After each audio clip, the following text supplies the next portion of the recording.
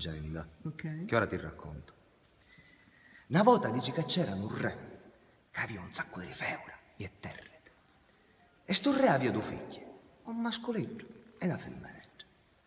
Allora un giorno il re ci disse alle figlie: a come trova la pinna de pro, io ci do tutte le regne e tutte le mie bene.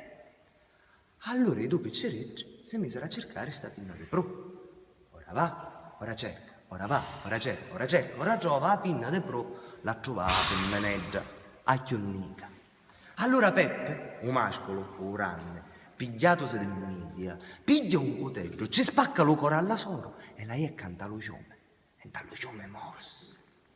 Ora poi, dopo tempo e dopo tempo, nel ciume c'era un pastore e sempre nel ciume c'era un cannito. Allora, un pastore che stava pastorando le sue pecore, piglia un cutello, scippa una canna, la più bella, e fa un friscaletto. Ma come se lo mette in bocca, al friscaletto ci suonava sta suonata.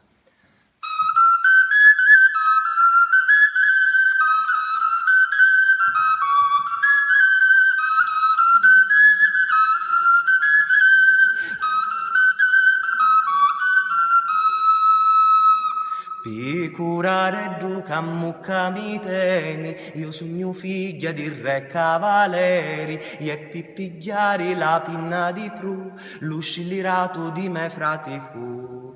Allora il pastore disse: bah, chi è? Un friscoletto che parla. Su mette a rienta la bucca e ci sono a redda sonata. Pecorareddo che mucca me teni, io sogno figlia di re cavaleri, e pippigliare la pinna di pru, l'uscillerato di me frate fu.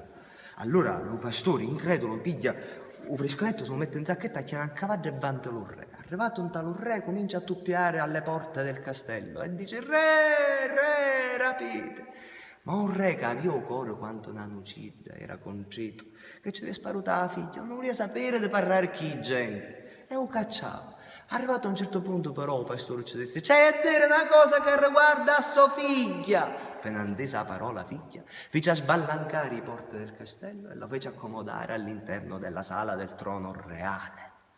Giunto al cospetto del re, il pastore ci conta tutta la sonata. Il re non ci vuole credere, ci scippò il fiscaletto nelle mani, se lo mette in tala bocca, ma stavolta ci suonava diversamente e ci diceva: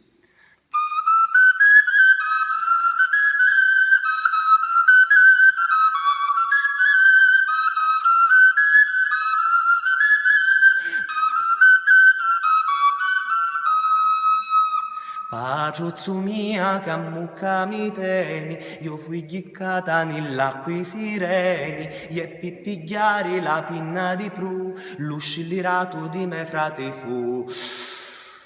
Allora lo re venne a sapere tutta la giama.